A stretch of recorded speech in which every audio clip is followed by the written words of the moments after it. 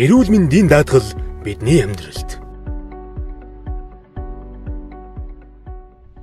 За Монгол улсад эрүүл мэндийн даатгалын хууль 1993 онд батлагдаад 1994 оноос бол энэ эрүүл мэндийн даатгалын хууль бол хэрэгжиж байгаа. За хамгийн сүүлд 2015 оны 1 сарын 29-нд эрүүл мэндийн даатгалын хууль маань шинжилгэлэн батлагдсан. За шинжилсэн батсан толботой эрүүл мэндийн даатгалын шимтгэлийн хувь хэмжээг засгийн газраас жил бүр тогтоодог. Тэгэхээр зэрэг эрүүл мэндийн даатгалын хуулинд маань Монгол улсын иргэн бүр заавал даатгуулагч байхаар хуульчилсан байгаа. Тийм учраас Монгол улсын иргэн та эрүүл мэндийн даатгалтаа жилээр та даатгуулах ёстой. Тэгэхдээ Монгол улсын засгийн газраас тогтоосон хөдөлмөрийн өсөлтний доод хэмжээтэй үед болон 1-2 хувиар бол шимтгэлээ төлөх хэрэгтэй.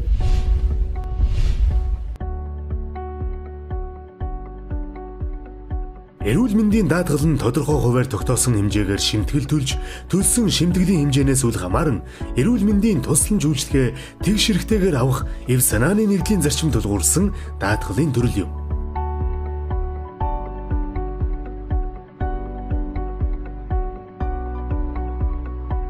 Шимтгэлийн хэмжээ. Төрөөс эрүүл мэндийн даатгалыг хариуцдаг дараах иргэд байдаг. Үүнд нэгдүгээр нийгмийн даатгалын байгууллагаас өндөр насны тэтгэврт гарсан иргэдийн хувьд эрүүл мэндийн даатгалын дэвтэр дээр нь төрөөс байнга хариуцна гэсэн байнгын хүчинтэй тамгыг дарж баталгаажуулж өгнө.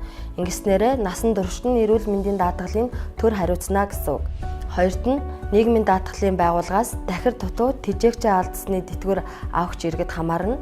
Эдгээр иргэдийн хувьд дахир дутуу тэжээгчээ алдсны тэтгэвэр авч дуусах хүртэлх хугацааг тодорхой бичиж эрүүл мэндийн даатгалын дэвтэр дээр нь баталгаажуулна. Халамжийн тэтгэвэр авагч дараах иргэдийн эрүүл мэндийн даатгалыг төрөөс хариуцна.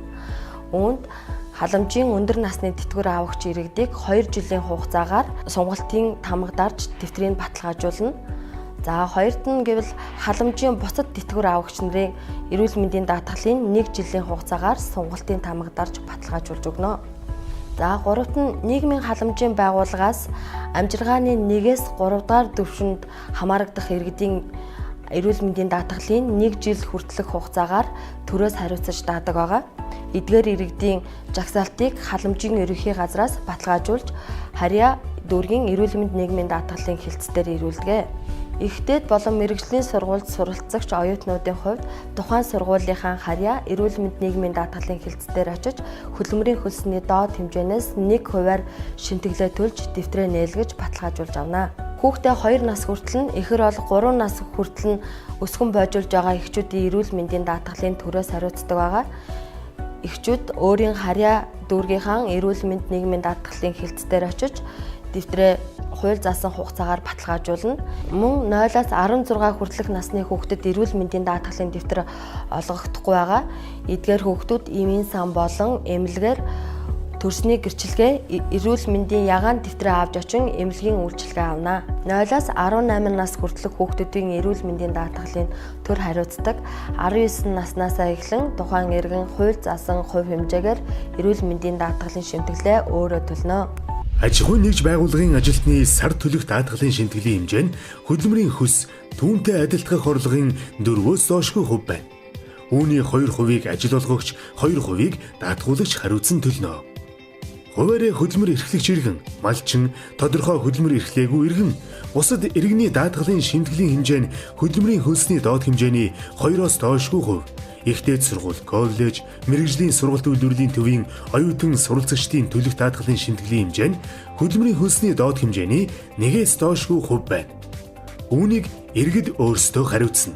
Тэтгэврээс өөр тогтмол мөнгөн орлогогүй иргэн, нийгмийн халамжийн дэмжлэг туслалцаа зайлшгүй шаардлагатай өрхийн гишүүн, хүүхдээ 2 нас хүртэл нь, ихэр бол 3 нас хүртэл нь өсгөн бойжуулж байгаа их эцэг, хугацаа цэргийн жинхэнэ албан хаагчдын эрүүл мэндийн даатгалын шимтгэлийн хэмжээ нь хөдөлмөрийн хөлсний доод хэмжээний 2-оос доошгүй хувь. Тэгээс 18 насны хүүхдийн эрүүл мэндийн даатгалын шимтгэлийн хэмжээ нь хөдөлмөрийн хөлсний доод хэмжээний 1-ээс доошгүй хувь байна. Үүнийг төр улсын төсвөөс хариуцна. Эрүүл мэндийн даатгалын сангаас ардлын төлбөрийг нь хариуцсан төлөх тусламж үйлчилгээний төрөл. За эрүүл мэндийн даатгалын тухай хуулийн агуулга маань бол одоо эрүүл мэндийн даатгалын одоо шимтгэлийн хувь хэмжээг бол хөдөлмөрийн үлсний доод хэмжээтэй уялдуулан оновчтой болгох. За ингэснээр бол эрүүл мэндийн даатгалын сангаас санхүүжүүлж байгаа тусламж үйлчилгээний нэр төрлийг бол нэмэгдүүлэх. За ингэж тусламж үйлчилгээний нэр төрөл багцыг нэмэгдүүлснээр бол одоо даатгуулагчийн эрүүл мэндийн тусламж үйлчилгээнд төлж байгаа төлбөрийн дарамтыг бууруулж санхүүгийн ачааллыг одоо хуваалцах юм бол гол зорилготой байгаа. Тэгэхээр бол эрүүл мэндийн даатгалын одоо шинжилсэн найруулгын хүрээнд бол эрүүл мэндийн даатгалын сангаас бол 16 төрлийн тусламж үйлчилгээг бол санхүүжүүлж байгаа. Хэвтэн эмчлүүлэх тусламж үйлчилгээ, өдрийн эмчилгээ, үйлчилгээ, амбулаторийн үйлчилгээ, оншилгоо шинжилгээ, уламжлалтын эмчилгээ, сэргээн засах болон аршаан суйллын тусламж үйлчилгээ, удаан хугацааны нөхөн сэргээх эмчилгээ үйлчилгээ, хөнгөвчлөх тусламж үйлчилгээ, зайлшгүй шаардлагатай эмийн хөнгөлөлтийн үйлчилгээний зардлыг даатгуулагч та жилд 2 сая хүртэл төгрөгийн зардлыг эрүүл мэндийн даатгалын сангаас төлөвлөх хэрэгтэй болно. За даатгуулагч та эрүүл мэндийн даатгалын шимтгэлээ төлж эрүүл мэндийн даатгал даатгуулснаар за эрүүл мэндийн даатгалын сангаас үнийн хөнгөлөлт үзүүлэх, эмээр үйлчлүүлэх эрхтэй байна. За энэ жагсаалт эрүүл мэндийн даатгалын сангаас үнийн хөнгөлөлт үзүүлэх жагсаалтад маань 26 бүлгийн за 180 олон улсын нэршлийн 800-аад нэр төрлийн багтсан байгаа. За хөнгөлтийн хувь хэмжээ нь болохоор 40-оос 80% буюу за энэ мөнгөнд үнгээр илэрхийлвэл 500-аас 60 мянган төгрөгийн хөнгөлтийг эдлэх хэрэгтэй байна. За та эмийн үнийн хөнгөлтийг эдлэхдээ эхлээд өрхийн эмч дээр өөрийнхөө харьяа дүүргийнхээ болон хорооныхоо өрхийн эмчтэр очиод өрхийн эмчээр жороо бичүүлж аваад за эрүүл мэндийн даатгалын гэрээ бүхий эмийн сангаар үйлчлүүлнэ. За С вирусын эсрэг эм маань 2016 онд уг жагсаалтад шинээр нэмэгдэж орсон байгаа.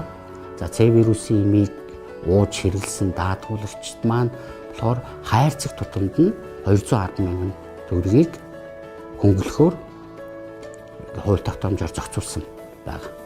За С вирусын эмийг уухта даатгуулагч маань за төв болон орон нутгийн хэмжээнд 186 эрс бүхий эмчийн бичсэн жороор за улсын хэмжээнд нийтдээ 124 эмийн сангаас одоо тэр С вирусын эсрэг эмийг худалдаа авах боломжтой байна.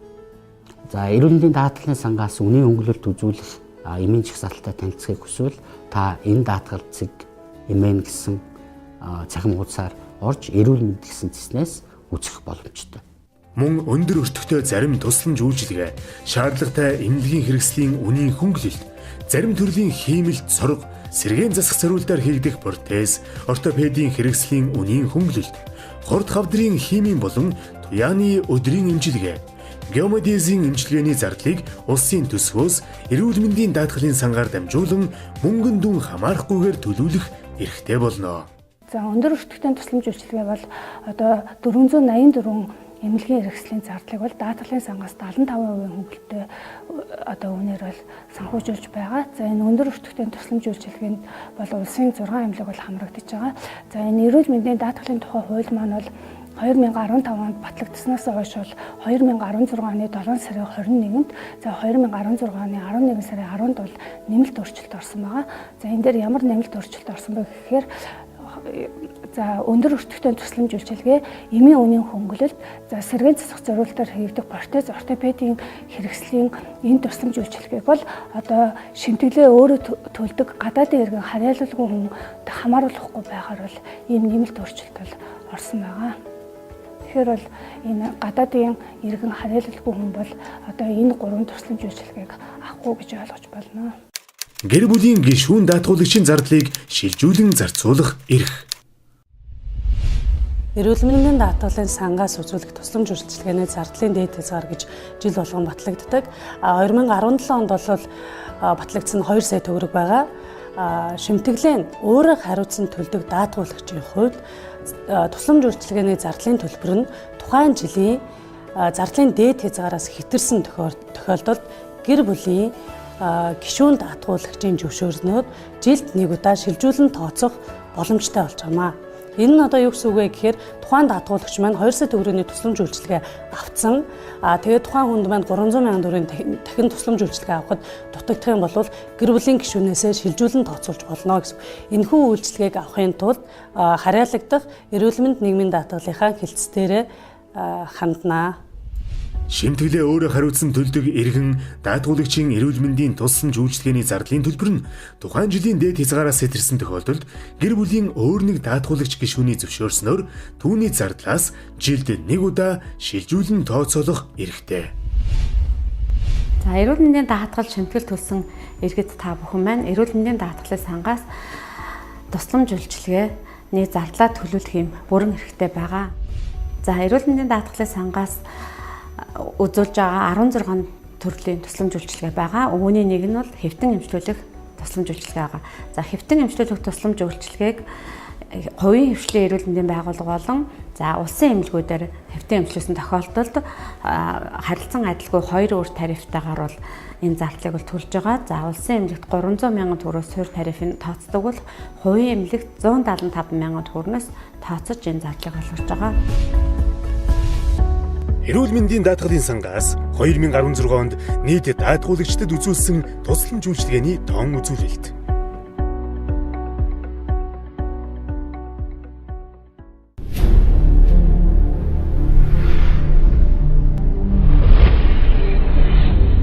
Иргэн та ирээдүйд гарах эрсдлээс сэргийлж эрүүл мэндийн даатгалдаа даатгуулаарай.